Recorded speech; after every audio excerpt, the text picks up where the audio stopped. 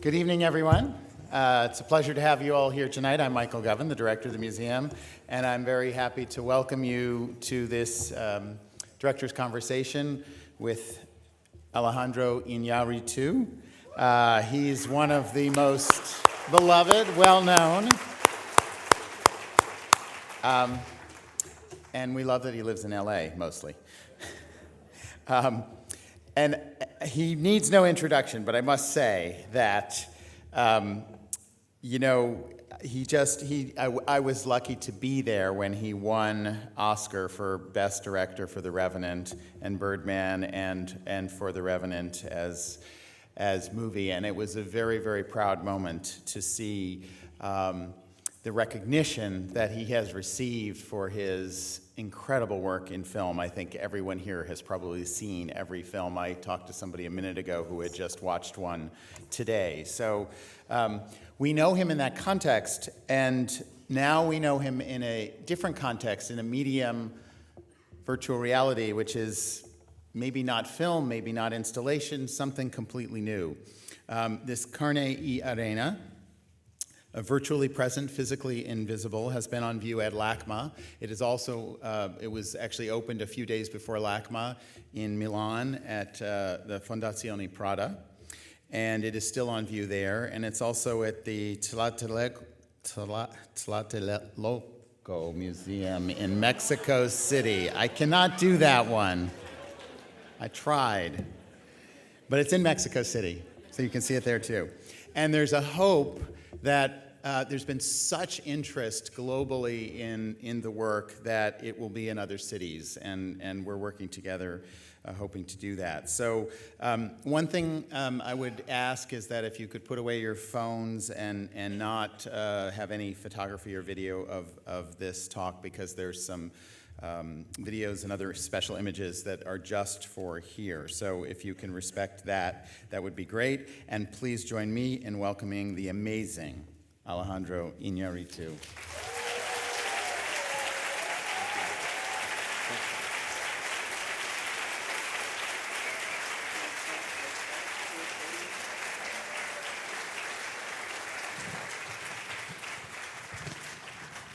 Welcome, Alejandro. Thank you very much. It's so nice to have you here, and we are so grateful that this work of art is here at LACMA, finally, after long discussions and trials. So tonight, I hope we can talk a little bit, not just about the meaning of the piece, but something a lot of people have asked questions about, the making of the piece, too. So we can do a little of that if you're willing. Of course. So let's just begin with the origins of this project, which is, I think, two things, right? The one, this isn't cinema. And two, this is a subject matter you've thought about for a long time. And when you first raised this with me, it was something that you had been thinking about something in the future. You weren't even sure if it was possible. And it took over a year even to emerge into a real thing. So it's an area of experimentation in content and in form, right? And where did that start, that combination? It starts basically, I think the DNA that I detect the other day that I was doing an interview, and I detect that during that talk is in Babel. When I did a film that was in Babel, I was doing a research on 2005 in the border of Naco and in the border of the Sinaloa Desert. In different borders I did, and I interviewed a lot of border patrols, and I interviewed a lot of immigrants that has go through that experience to be informed about the character that I have been about to shot. It was Adriana Barraza. That was a Mexican nanny that take two kids of United States to a wedding and cross the border, and then she going through the difficult, a nightmare, and then she's lost in the desert with the kids. Incredible enough, when I was starting to shoot that piece of the film in Tijuana, there was a big turmoil in the news there in that time about news about 20 immigrants that has been in the desert, and suddenly a woman broke her ankle, and then she was traveling with an 11-year-old boy. And then she basically has to be abandoned from all the other guys because nobody can wait her. She couldn't walk anymore. It was 12 o'clock in the day, and they were in the middle of the desert, so the boy stayed with her, and they were under a mesquite, and they have just half a bottle of water. And I remember, details like, I remember that the boy, then 4 hours later, the mom realized that the kid will die with her. And she said, you have to go and look for help. But the other guys has already gone 4 hours ago. So now it was a very difficult situation. The boy put some water in the towel. The towel was yellow with squares. And it was a small towel that the boy put her in the mom's face to cover her. And then the mother, I remember, she has these shoes, white shoes, no sé cómo se dice charol, no sé si alguien sepa. Huh? So that thing. So it was this white, blah, blah, leather of leather. And she was wearing that got my attention because it was a wedding shoes. They were so bad prepared. And then basically what happened is that the kid was trapped by the police, thankfully. Then the kid was sent to Mexico. The grandfather, who has papers, came 3 days after looking and nobody believed. A radio station got compassion. Police helped him find her in the desert. But when they found the woman, it was obviously only bones. And it was just the white shoes and that towel. And the father took those bones and those elements in a bag. And he was given an interview in the radio station that I heard. And the voice of the guy broke my heart. And it was a 70-year-old guy. And he was thankful for the help and that he was able to bring her daughter back to Oaxaca. And I was like so moved by that story. Since then, that story left me a mark. Even in CARNE y ARENA at the end, I leave a trace of that woman. There's some white shoes and some that towel. So that was the DNA. That's how I think it born this project. And just before going into the technical sides, there's so many things about this project. One being that so many of these people that you're addressing in bringing to life in this medium and through the videos, there's this invisibility about so many people who are undocumented, and there is this visible-invisible relationship. I mean, you have made visible through this project. I think I've never had an exhibition here where so many people have come out of the exhibition, one, in tears of empathy. I've never had an exhibition which caused people who were viewers to tell their own stories about when they were invisible or people they knew who were invisible or went through tremendous suffering. And so it's really interesting when we discussed this project and you described it to me and I had to describe it within the museum about what we were doing. Of course, we couldn't see anything. This is the great thing about you get a project and you have no idea and you will not see it until it arrives. But we have faith. We thought, oh, maybe it'll be political in some way. It's all been personal. Everything, the reactions, people's stories that they've told about their own lives or people they know, the empathy they've had for the characters that have come to life in this piece. And I guess you kind of knew that. I mean, this is about individuals, people. Exactly. I think you're right in the sense that it's very striking that something that doesn't exist, actually, there's no elements in the installation. The absence of the elements has a huge presence in your perception, which is what is striking, because nothing exists. You can't even take a shot of it. You cannot put it in Instagram. It doesn't exist, actually. It's just an invention of your wired brains. And it's a neurological kind of phenomenon that it's your conscious, your memories, your own understanding of yourself and how you project yourself in others. The ability that you have or don't have, And I remember I did a film in Memphis, and I remember the only civil rights museums that is in the United States, which is in Memphis, Tennessee. I don't know if you have been, but somebody has been. It's the most humble museum ever. It's basically when they shot Martin Luther King. So beside the motel, they did this museum. And I remember something that it was There's no manipulation. There's no sentimentality. It's just facts, letters of people that what they thought about the black people going into golf courses, and just literally facts. No interpretation. No. And when you arrive at the third floor in the Martin Luther King Museum room, that it has been kept exactly as he was shot that morning, which is very striking, you are in tears. So you are so devastated by just facts. So you are in touch with people live by seeing a letter, a photograph, a thing. And it's undeniable. And I remember guys of the crew were tough American guy like that. And suddenly I saw them in their knees crying because it was undeniable.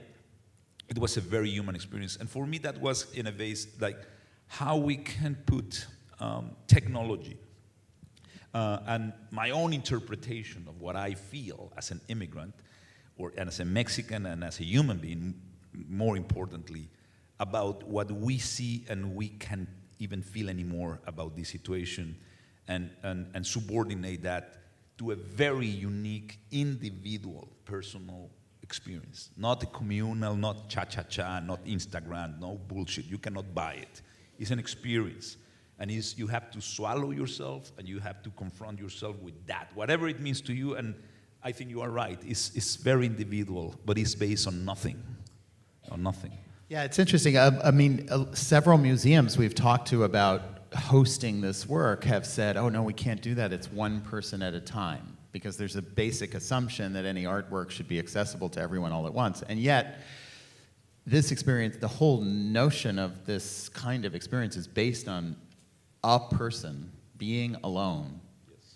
And I think something about the virtual reality situation that if we're seeing a film or if we're seeing a picture, yes, we can have, there's some empathy, it's their story, but there's something about the virtual reality, I'm alone, and it's also about me. Like I have to move, I have to make choices, I have to look where I'm gonna look, and it seems to me that this medium teases out a lot of questioning viewer in that sense versus just questioning the situation out there. And I'm surmising, I've been thinking a lot about why is this so, how does it personally affect people? Why is it so powerful on individuals coming out of it? And I think the virtual reality medium does implicate the viewer. It's about them too, right? You know what I think it's about? I don't know, but what I interpret of what I have been hearing and seeing is that it's about identity. I think this has to do with identity. Depending who you are, there's people that are all the time behind the policeman, and they want to feel protect.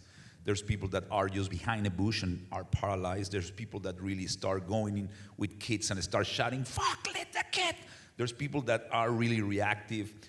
It's depending who you are, which state you are in that moment emotionally, I guess. But then there's something more important for me that is, I think that was crucial for this piece. That is, that if this piece will have been only virtual reality, that will not be enough. Because no matter what, you will be processing and you will be intellectualizing an experience. But I think the moment that the sand is touching your feet and the air of the helicopter and the breeze of the desert is touching your skin, the body do not lie. What we feel we have forgot to listen our bodies. We all the time are with the telephone and in our mind, but we don't listen anymore to this, and we know the body knows much better the truth than anything more, than any of the senses. So in the moment that we feel that, even when people is resisting intellectually, ideologically to what they are seeing, when your body is telling you this is happening, this is real, even in the 5% of your experience, that in a way help people, I think, sometimes to transite to another perception or a state of mind and shift identities. And people start one way and then they finish, and then when the police go to that, then you are not anymore a visitor and you are a participant. And you become an immigrant, and people are threatened and they feel what it feels to really walk in the shoes of somebody else. And that's when really I think deep change can happen. So I think the sensorial element was for me the huge element for this to be like that. I think. And was that always, for those who haven't seen it, you're referring to that in the piece, and now you've talked about it, so it's not a spoiler, that a gun is pointed at you, and that is a very tricky part of the programming, I'm sure, because the whole scene changes around you at the end, and you are actually threatened. So was that and the element of the sand, the physicality and the wind, always for you going to be essential, or did you come to that? No, I think I come to that. Well, always when I conceived the piece, I knew that it will be sand in the room and they will be touching the thing. It grows like that. Right. The air and the synchronization of the whole thing was very important. But I think the most, and I will say, lastly, I think technologically we can discuss about the technical about this, but the most important thing too is, I think, the truthness of even when we did a dinner with the cast, with the immigrants that participated. Two of whom are here tonight, I think. I think some of them are here. And what I said, well, I don't know if they are here, but maybe they are bored already about it. But what I said is that the truthness of their stories being shared by them and then reenact by themselves and perform by themselves and speak by itself. Here is a pioneer of VR that is Noni de la Peña. I don't know, where are you, Noni? Where is Noni de la Peña? Well, an applause to Noni de la Peña. Because Noni has been a pioneer, in USC. She has a laboratory, and she has been working so hard a long time, and she has some amazing pieces of documentary and journalism pieces that she takes some real, the voices of the people that has suffered traumatic experience like war or domestic violence. And in VR, really, it's striking. So the truthness of the voice is something that it holds, it glue the whole piece. It's really make it really, really happen. So I think the truthness of it, if this would have been performed by actors, or it will have been disastrous. It's interesting that, of course, you're using an incredibly abstract digital medium to create something that is so visceral, right? And I know the sand is part of that. Walking with your bare feet on the earth, the wind, the subwoofers literally shake the building. Big discussion about that because they were also shaking some paintings above. But you can feel it inside. That it's the opposite of like that being glued to a cell phone, because your whole body is, as you said, utterly immersed. You cannot escape it. And yet there are elements of real artistic abstraction. So one of the things that's clear is one of the most amazing moments in the entire piece is when the table emerges. So you have a break from a virtual reality to some surreal reality, which is somewhere between those worlds, like a dream. And then people in a boat show up, sort of. And I know you were very moved by the hull of a boat you saw not long ago that I assume is the same hull that's in that piece. And it engenders thinking about migration generally, that this is not about a specific situation. It could be, but it also references people who have throughout time and through circumstances been forced, have moved across borders. We talked about that a lot in our curatorial meetings with the curators, because if you look at the art museum and all the artifacts that are here, there are so many times in history when people have moved across borders. They have brought with them culture, ideas, and we can see it in all the objects here. And it was interesting to me how that truth of world history is so embodied in the work too, just through that. Did you always know also that you did the boat emerge late, or was it also part of your idea to generalize that condition of immigration, of movement from the beginning? No, that was something that actually it came to me as a need in the middle of the process. We were actually having already, I don't remember, Katie and Ethan, where are you guys? Well, I don't know. Katie and Ethan, they are producers of the piece, and I don't remember exactly, but I think we were in the middle of, even more in the middle, right? In the middle of mocap. Exactly. It was almost in the end, in the middle, I don't know, we are there. but very late in the process where we have something, I felt that something was missing. And as you said, this is the oldest theme, one of the ancient problems of human beings, which is mobility, immigration. Since we start living in this planet, we have been moving. Yeah. So everything started in Africa, right? And nobody has kept themselves there forever. So we are moving an immigrant species. And so this is the oldest tradition juxtaposed with the most amazing, innovating technology. And I think that juxtaposition of those two bipolar kind of things, I think, work. And I didn't do it for those reasons, but I can see, I felt that for me, this has a little bit of the piece is fed by architecture, physical installation, documentary, film, because we shot too, theater, because we rehearse a theater, I will say animation.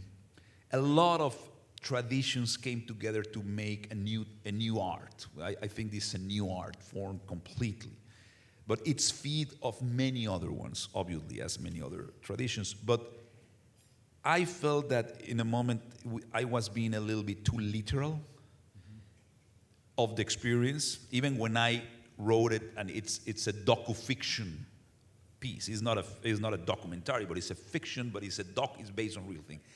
I felt that I was missing in the piece, meaning what it was for me and what I want to express myself about that, beyond that thing of them, what I felt in the general theme of what for me it meant. And that boat came to my mind since I saw it 1 year before, and it was building. And I said, this is not just about Mexicans and about Central Americans. This is about the world. This is about the people that dilute in water and dilute in sand, and our deserts are their oceans are our deserts. And I want to have these.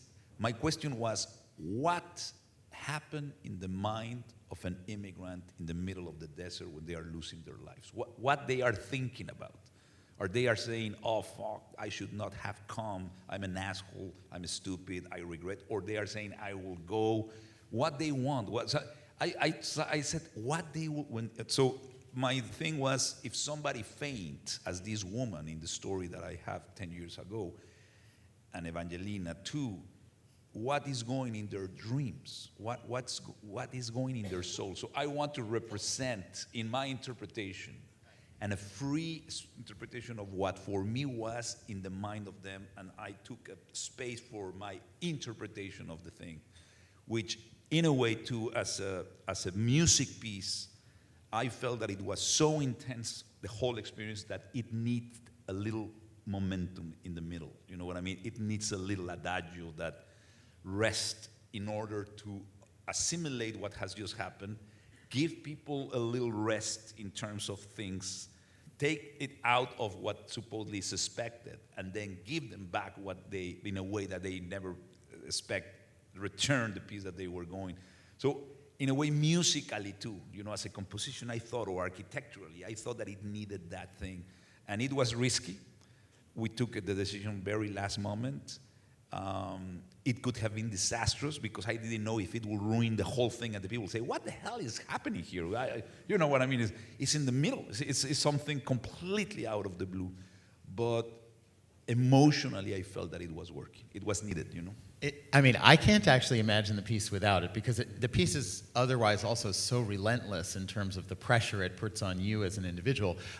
There are people in this audience who have had these experiences. I've talked to people who have literally been frozen in one place, have gotten on the ground.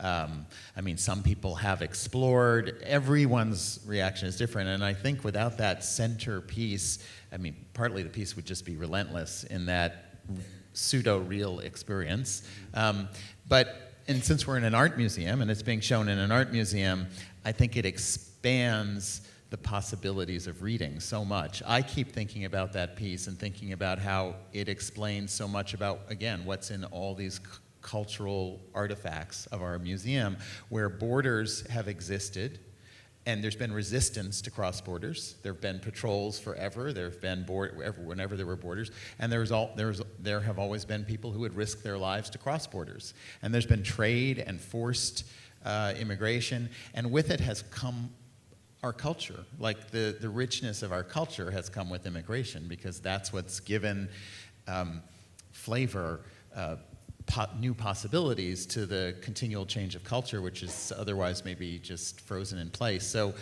I do think that you've made a work that speaks to artworks. I think it's worth saying something about that too, about the history of art, is that history of art is mostly finite objects with frames. There is architecture, but here you have completely removed the frame as an artwork, right? There's no edge. Of course, there is an edge. There's the edge of the room, and people will tap you on the shoulder if you go too far. But your general experience is sort of infinity.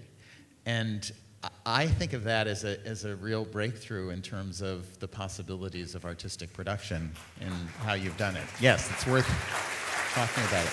And along those lines, how many people have talked about it or talked to others who know virtual reality or know technology and said, oh my God, at moments I just forgot there was technology. I was so involved in the actual situation, in my own mind and my own experience. So I think everyone here believes it is a triumph of a breakthrough in terms of storytelling and that narrative. So I would love for you to talk a little bit for this audience about how you did that, because it's an achievement that is new, really never been done before in this same way, even though I know you used elements of existing technologies. We were just talking about these real human stories, and now we're in this complete realm of digital abstraction. I don't think of your films as working with CGI or a lot of technology previously. I mean, I know there's some hidden in the most recent work, but this was a completely different point of view for you, right? Absolutely. I think one of the things that was, for me personally difficult, was that I'm not like a guy that do films with a lot of CGI and things like that. For me, what it will be feeding all these will be reality. And I felt that, I learned that in Revenant, for example, that how to make a bear real, well, you have to really understand how the hair behaves with certain particles and certain shadows at certain time of the day. So you have to learn from reality and observe it with micro and macro lenses to really understand how it behaves things. And I think in this case, we went to the basic kind of thing. Basically, we went with everybody to have a workshop and start for all of the guys that collaborate, all the people that collaborate here. After they shared the stories, I wrote the script, which was very difficult because you have to remember that in a film, basically, we live in a multi-dimensional reality, and it's fascinating, right? But when you go to the cinemas, basically what I do is in a way easy compared to this, because I put an image here which is bidimensional. You are passively just observing it, and I trick your mind. You have to put 80% of what is there. So if I shoot two guys eating in a restaurant with some sound design of a full restaurant, you will believe that those two guys in a restaurant are in a restaurant that has 100 people behind them, also behind you, and you are surrounded by people, but your brain is doing that, not me. I just put two guys talking in a table, that's it. And you said, oh, you remember that restaurant scene? There was not a restaurant, it was a wall with two guys talking. But you put your mind there, right? So the VR is done in your head. Here, you are not passive anymore, you are actively engaged, and there's no frame, and I have to build that multi-dimensional reality. So it's another game. And I feel that for me to understand what that multi-dimensional reality behaves in every moment, at every time, synchronized with every part that you would like to look at any moment. I have to write a script that not only two guys talking will be in synchronicity, but I have to do that. If you are seeing that scene, imagine that you here now will look down and you will not see anymore those two guys. You can see the waiter there. So I have to say that waiter is doing what in the moment that he's saying that. So what I'm saying is the script was a multi-script to understand that everybody. So to do that, I have to synchronize. So we have to go to a theater tradition for them to understand how they will move. They were not actors.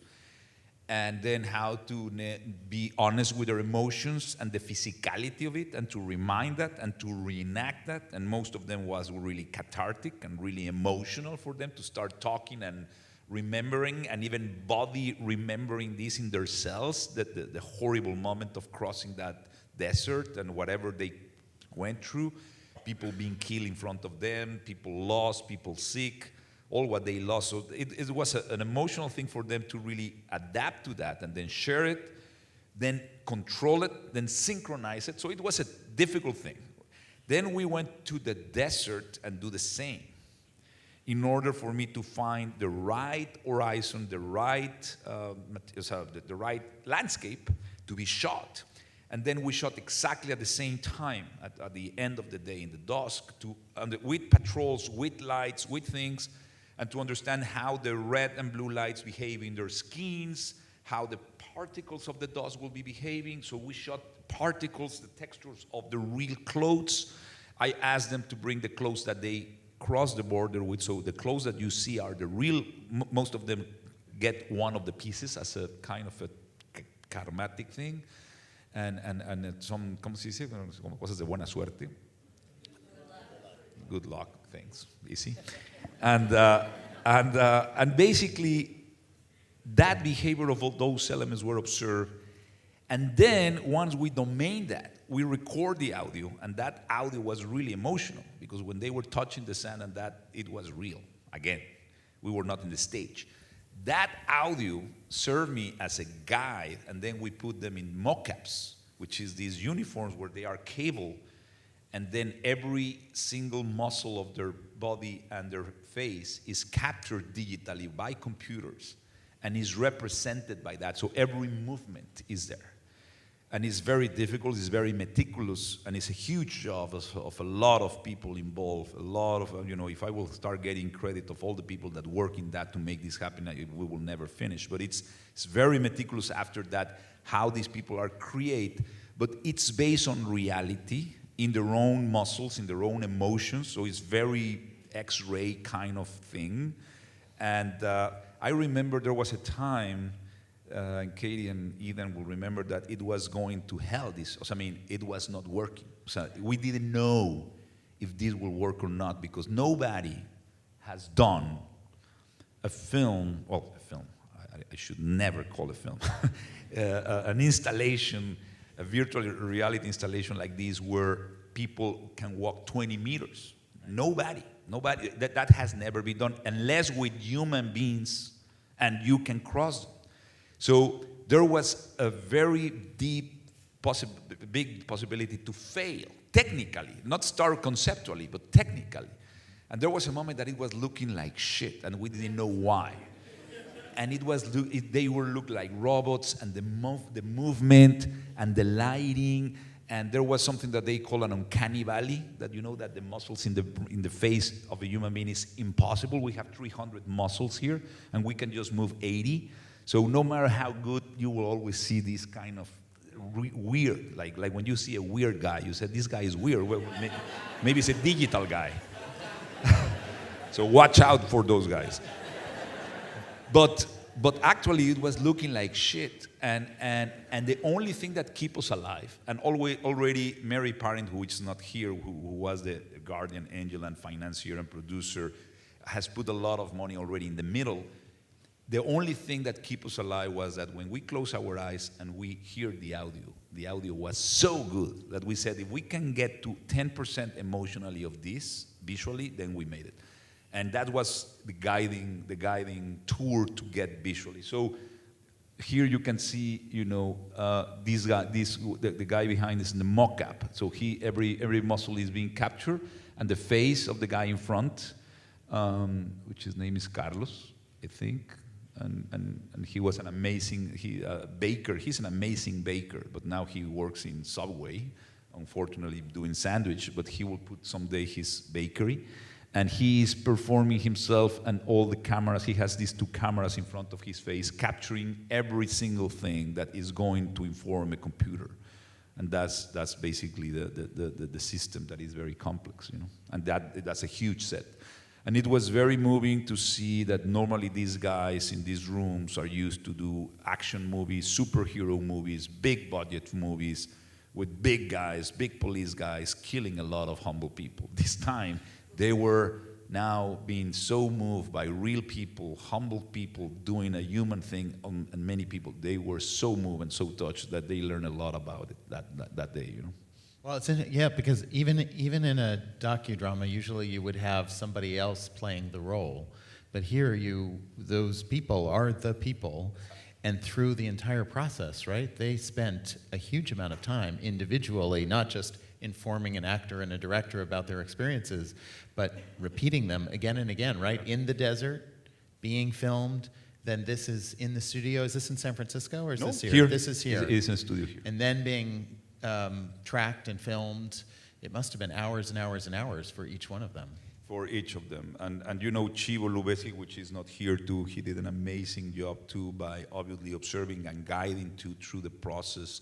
All the guys from ILM and Tim Clausen, that is here, I don't know if he's here, but from ILM too, all the team we were obsessed with details because there's a moment that anything that is not right, it just is like a hair in the soup. The soup can be delicious, but one hair, you will never eat that soup. And this is like that. One little single thing is just ruining the thing. So it's super scary, and I have to say that it's very limited. The technology still is very far away from what it will be. Still, the look is not great. I think one of the things that I have to be very happy is when I found myself with the idea to doing this at night with the cars of the police being the source of light. There will be hard light, but the shadows and the light of the cars and the night will cover the whole Uncanny Valley. And I knew that I will get away with murder because I said, that will be my big alley, that the people will not see particles, dust, shit. So you are not like, oh, look at the face. That's right. You are, you are in the motion. That's the strategic use of haze that they always use it's in virtual called reality. strategic shit. Yeah. That's how it's called. So you did end up using a lot of tricks that we know from cinema where you're filling in things. Painters know this too. The right brush mark placed in a certain way as the suggestion because our minds are so powerful to imagine given a cue. I was interested to learn, we were talking about it before, that also the idea isn't to make it exactly like reality. Like you found in the sound, which is so much of the emotional experience of a film as well, that you couldn't put the sound exactly where it was supposed to be if you were mapping it in space, that you adjusted the sound for my experience as a viewer, rather than putting the sound way over there. Yes. Is that true?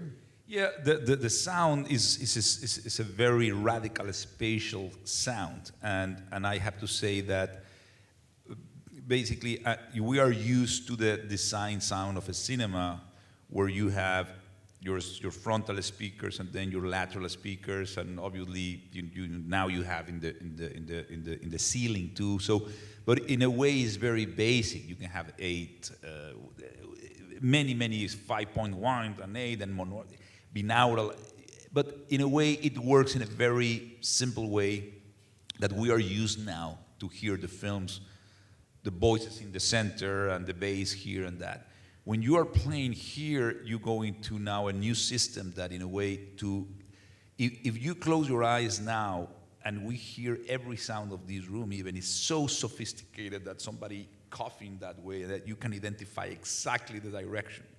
And everything is super particular. You can really identify things by meters and by grades in a very specific way. But by some reason, when you try to do that in a mixing of an experience like that, and you said, okay, the real sound is that, and you try to imitate the reality, it's like shit. And it's because probably it's because we are distorted the way we observe reality in cinematic vision by cinema, because we have been distorted by this.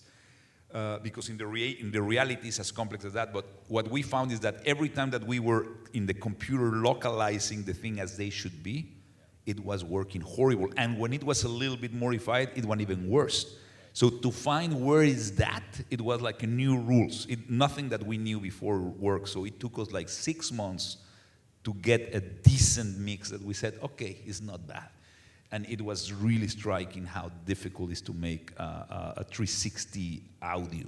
So it's much more complex than the image, I think, you know. And did what you learned there, can you apply that again, or is it very specific to this situation? Very specific. We learn about the possibilities in audio are so big that you can get lost. And the possibilities in visual are limited, and you have to be very creative. So that's the juxtaposition in a way, I think, for me. Yeah, and in a way, this is also, it asks questions about the future of animation, right? This is a kind of animation in 3 dimensions. This is an image of, I don't even know what this is. This is the light patterns, the shape patterns on the construction of faces, right? Yeah, we were looking for different systems to get the capture of the faces and how to build it. So we try a couple of different techniques that exist to how to light a face, and then in order that when you capture the face, then you can light it. So there's this kind of it's a technique that basically you sit a person in the middle, and there's like hundreds of lights around in a. I think if you go to the next picture, I don't know if we have that picture. Well, that's another capture, right? But there's another one. I don't know if there's another one. No, but anyway, it's basically you are surrounded by lights, and the lights start in, out, and then when you have the model, you can say, oh, it's a little bit more light here, and you have every kind of light program in a computer. So if you have now the dark side here and that, I can do this light, or if you move, I can do that light, because I have every combination. I have light you with so many lights that I can say, okay, put up that light and turn down this light, and it's very. So that's equipment that she was there. Yeah. And now that you've done this, because I sensed the struggle with, I mean, you had the story, you had the ideas, you had the concept, but this is a huge technological achievement. Are you ready to do this again? Do you see that do you find a path in this? Do you know what you would do differently? Do you know what the future holds for this technology?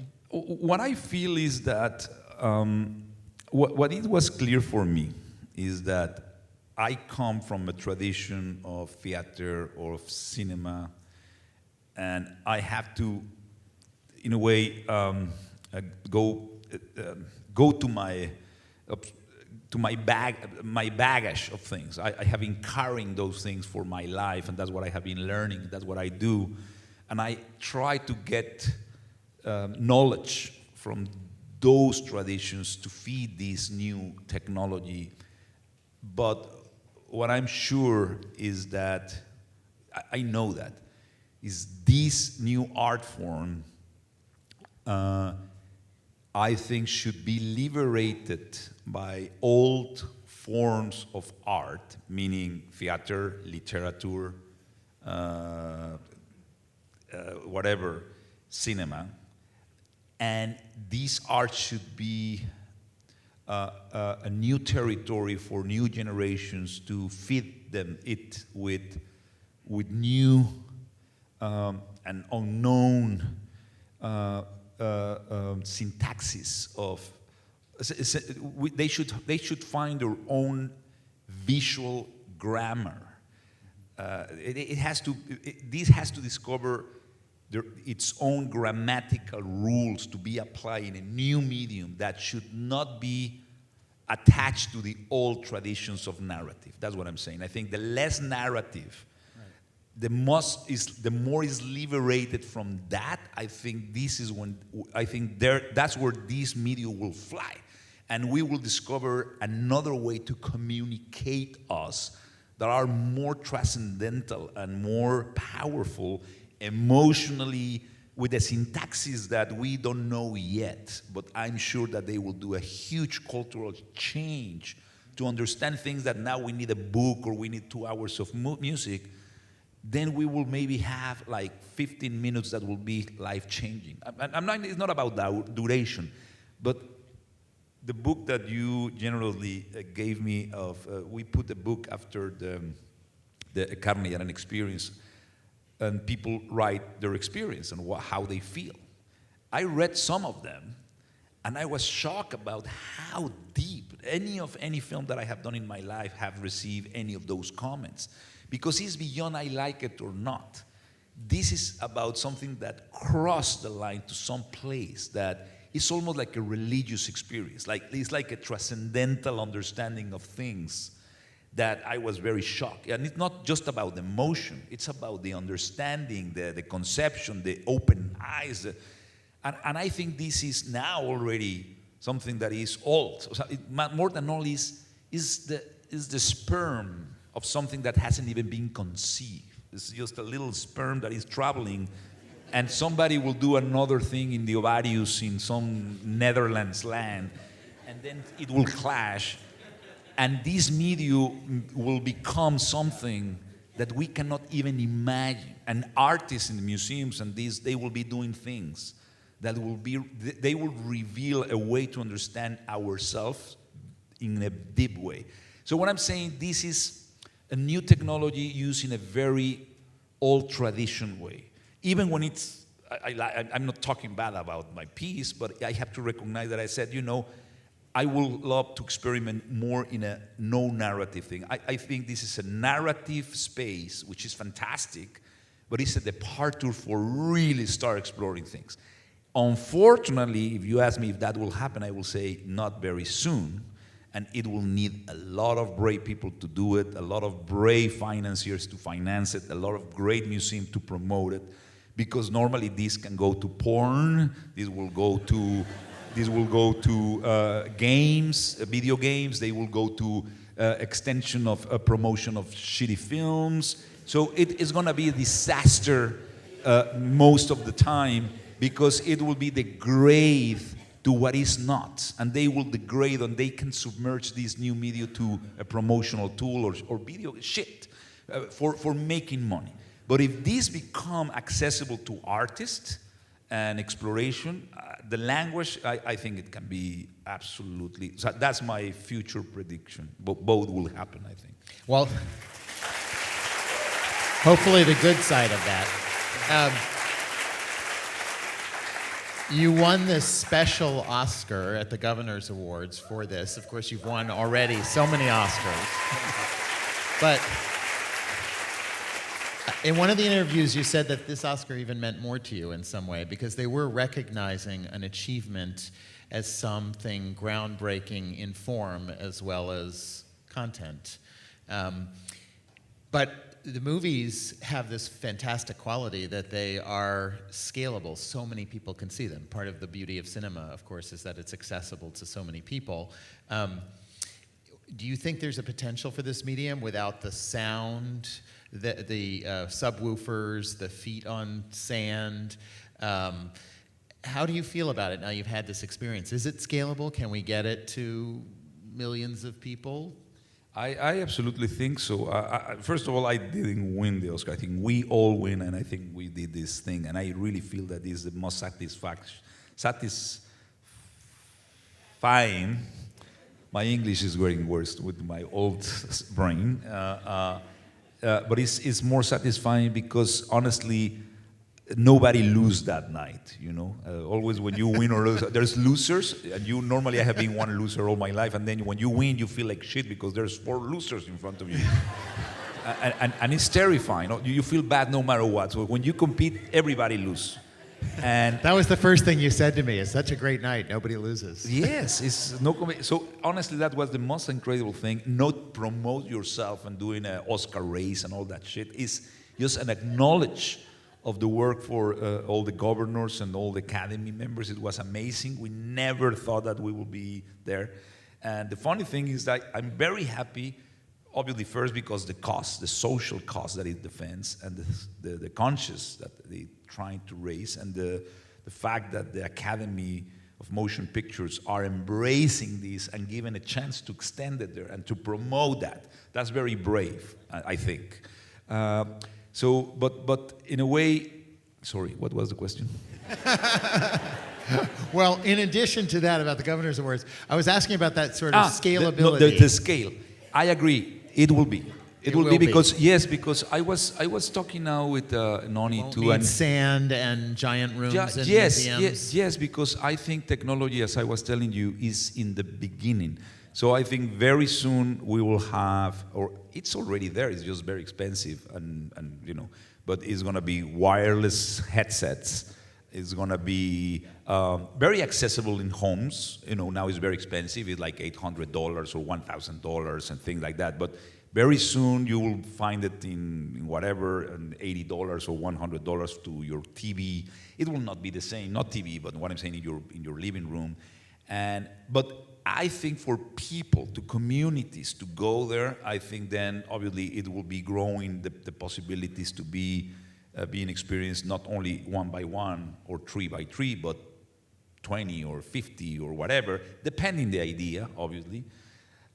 So yes, I think it has a great potential to be mainstream. To be mainstream. Hopefully, it will again not be. We will not just extend cinema. I think it should be more than cinema.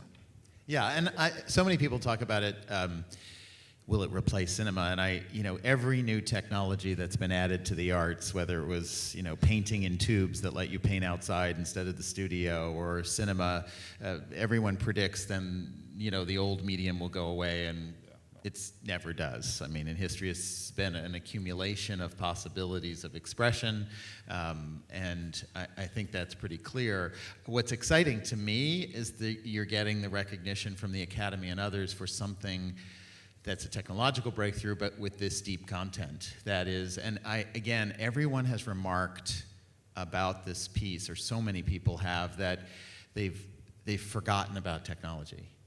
And it's worth saying that, we shouldn't forget the other parts of this work, other than the time you're in the goggles. You made a big decision. We had a lot of discussion about the cold room that one enters first before you go into the VR experience, where you're in a room that's very cold and you're alone and you see shoes. And I know you struggled with what elements to put there, and you ended up with this decision of the shoes. And the shoes many people have remarked about how that experience, just being by yourself waiting, it makes you a little uncomfortable. It makes you think. And you came to that pretty late too, had the final configuration of that.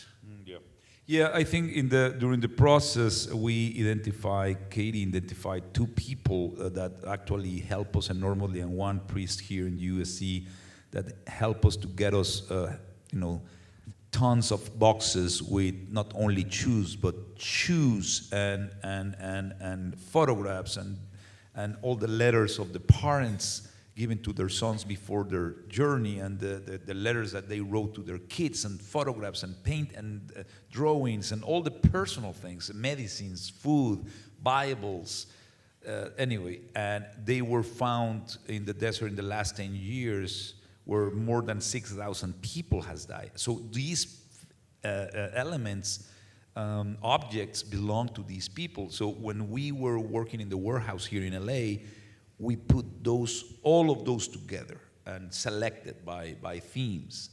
And it was so moving to go to that room, because that room has an energy, and every time that you were reading a letter and seeing the picture of the wedding, and I miss you, Dad, please come back.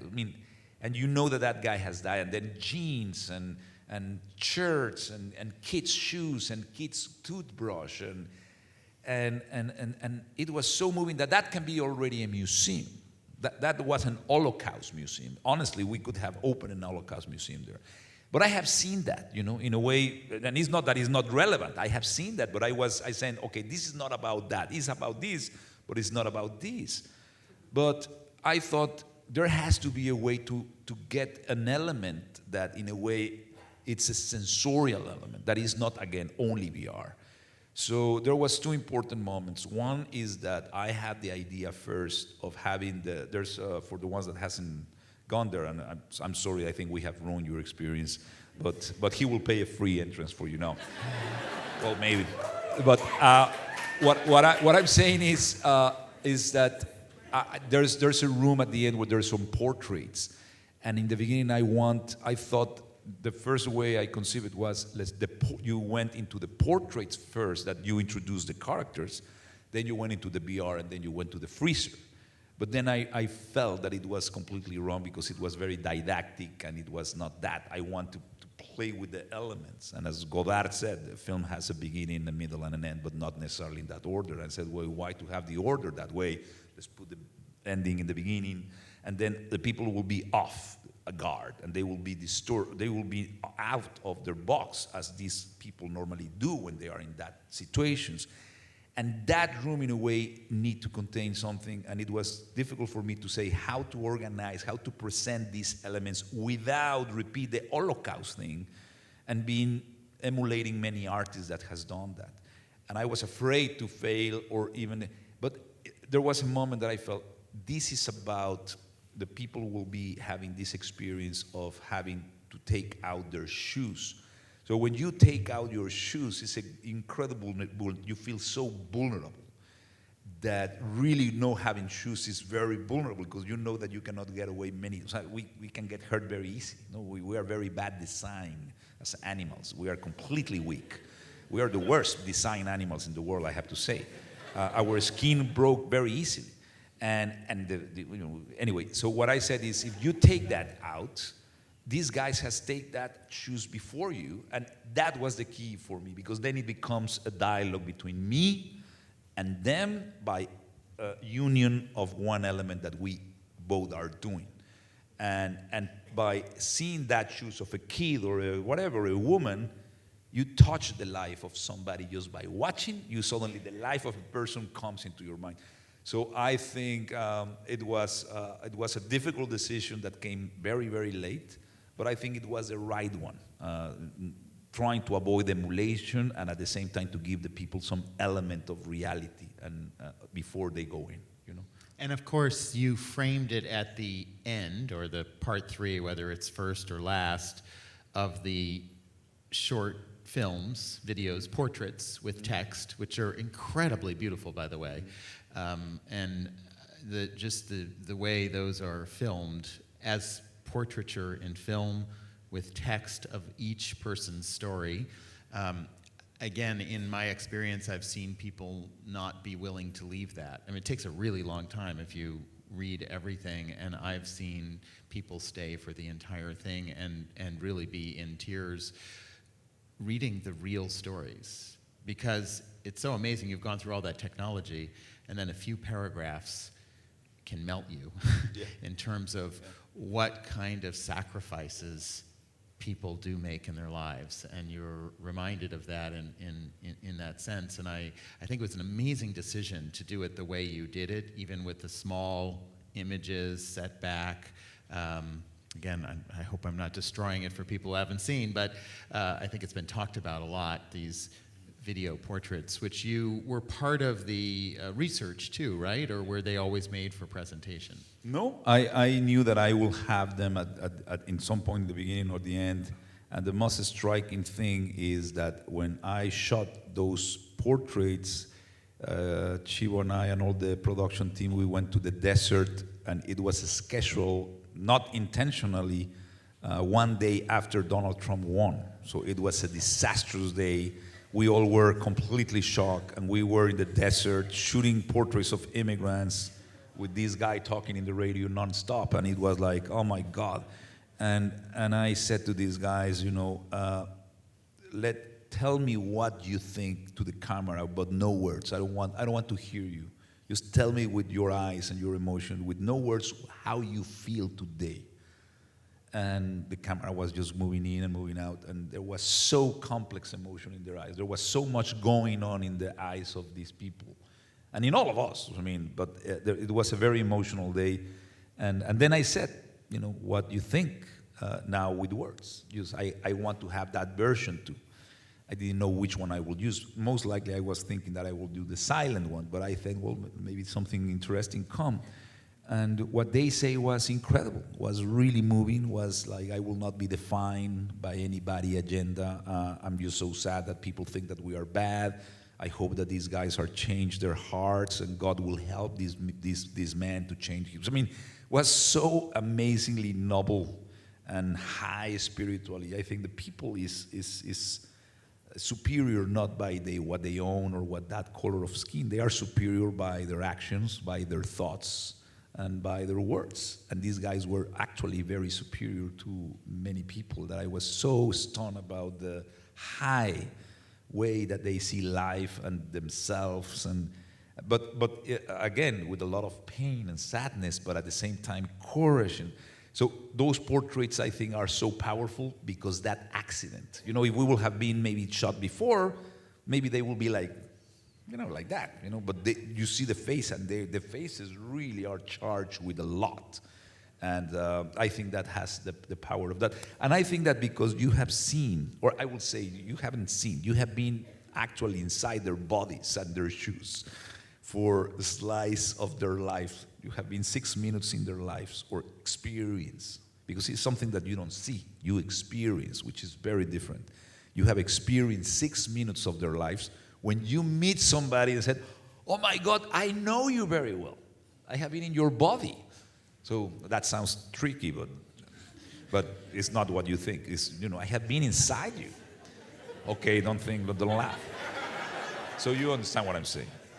But it's actually, you have been in your shoes, and then when you see them, you know them very well. And I think both elements are very important. The fact that you know them by experience, and the fact that their faces, their eyes really has so much to say without saying nothing. And that's very powerful, I think. So we've talked about this work in terms of the personal experience people have had. I would love to talk more about the piece and specific elements of it, but I think we are getting too close to spoilers for everyone who hasn't seen it, and there's some hidden elements of the piece that I think are best seen by surprise. And we've talked about the reaction of visitors, which at LACMA has been very personal as the experience of the museum or an artwork. But I know also there is, I don't know, not a political agenda, but an awareness agenda about this. Do you have hopes that by this artwork that you can change people's minds, maybe that people will look differently even at, we talked about DACA, we talked about all the issues right now. I mean, you could never have predicted when you started 3 or 4 years ago, or even the last year in making this, that this artwork would land in the middle of such a discussion about the nature of immigration politically. I mean, that was an accident, by the way. Of course, you worked for years. I mean, not an accident in addressing the issues, but that it just exploded in the newspapers. And did you have a hope that this would change people's minds in some way that was specific? I don't have any doubt that anybody that can see this piece will understand the human side of it. I think one of the big decisions that I took from the beginning was, and I was very, very concerned about it, is that if this piece become a propaganda piece, or a political piece, it will be diminished and it will not be nothing. So it will be just, I prefer to write an article in a newspaper and express what I think. What I want was this piece to not be political, because in my point of view, we have been kidnapped by politicians, we have been kidnapped by politics, we have been kidnapped by ideologies. And what is screwing the world is ideologies, and nobody's seeing reality, and everybody's interpreting reality through their inherent ideas of how the things should be, or they told me they should be, but not what they are really seen in my eyes. So the problem of the immigrants is so real as global warming. We feel the temperature, we feel the things, the ice is melting, but there's an interpretation true ideologies that does not allow us to even see or even feel anymore and even know what reality is. So everything that is kidnapped by politics is degraded. I think they deshumanize our reality. They degrade our reality. They pollute our reality. And that's why the less we are in that speech, that level of speech and vulgarity, the better. Through the ideas, I think through the world of using technology to express human ideas and reality, which is very contradictory, to talk about reality, we have to create a virtual reality. We are so degraded. We are so polluted and so contaminated, so overwhelmed and so insensitivized that we don't see reality anymore, or doesn't even change us, doesn't impact us. We read about these problems, we see documentaries, great films, and we just change our phone in Instagram and said, well, next. So it's sad that we have to create virtual reality to that, but I didn't want to politicize. But that obviously, my personal thing is that this can bring people to a social conscious to consider this a human problem without easy solutions and without blaming anybody. I think this is a very complex problem.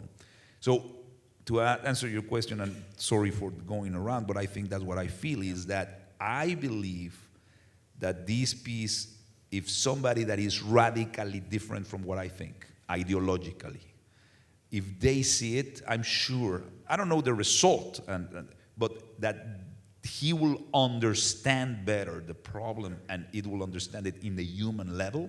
Yes, I don't have any doubt. And whatever decision they make, it will be based on a much more reality-based than ideologically. The problem is that it's so little, the amount of people that can see it, that what we are trying to do now is to get this piece to Washington or to places that the decision makers can be changed, because if not, there is no chance that we will change. That's the problem, you know. Well, we will try to do that. And I think it's really interesting that you've used this medium to put us in a place we could never otherwise be, and have that intense feeling. I mean, the role of art is often to use artifice to get us closer to a truth, right? That we have to go through a lot sometimes in abstraction to do that. I just wanted to end with this fantastic slide.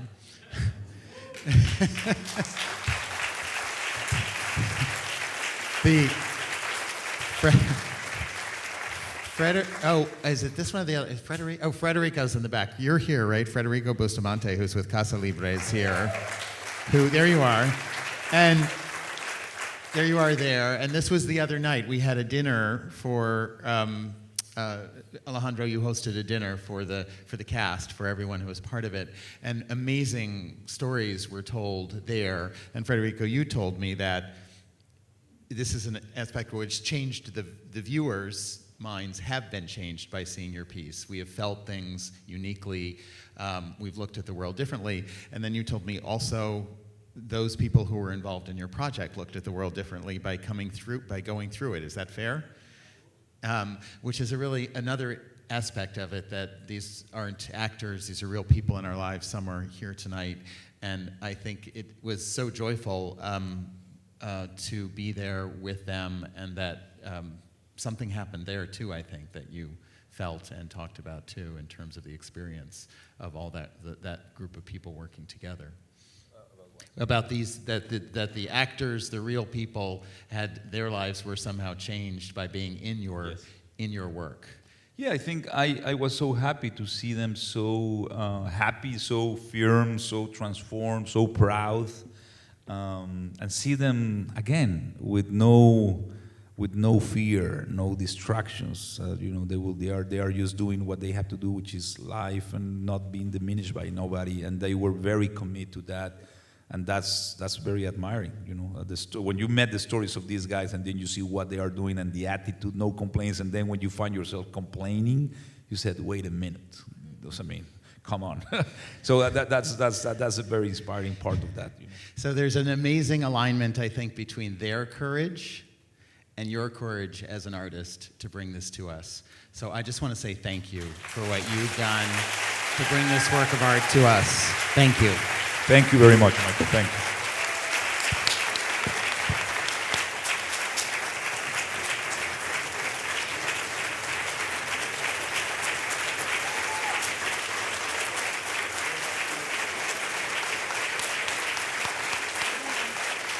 I want just to say something about Michael, because I didn't really say something that I should say. When we were starting to make this project a reality long time ago, there was nothing. It will be very short. But I want to say that, sorry, I know that, but no, I want to say that the other night that we were here, 1 week ago, I said something that I think I have to say, that there was a moment that everything was about trust. These people put on us and all the team that make CARNE y ARENA their stories and their life, and they share something very personal, very painful in us, without knowing who we were, how this is gonna be, all that doubt, right? But they trust in us. And then I have to go and sell the project to many people, to give money and to work in the project without knowing if we will arrive. And we got the trust, and we trust each other. And then I have to give credit to Michael, because years before this project will be ready or even a reality, and I even didn't know, I have to lie and say, this is gonna be amazing. But I didn't know, but I was trying, and Michael, in a way, opened the space in the LACMA, and without knowing exactly what it was, because nobody did, he trusts in the project that we were doing. I have never done something in a public space in a museum. I come from another medium, and he put the trust, or the LACMA trust, in the project for this possibility being explored. But for a museum to put in advance a room like that is a huge deal, and this program in advance. So he trusts in the project. Fortunately, everything arrived to the coast, but I just want to acknowledge Michael's trust in us and in the project. So thank you, Michael. You're easy to trust.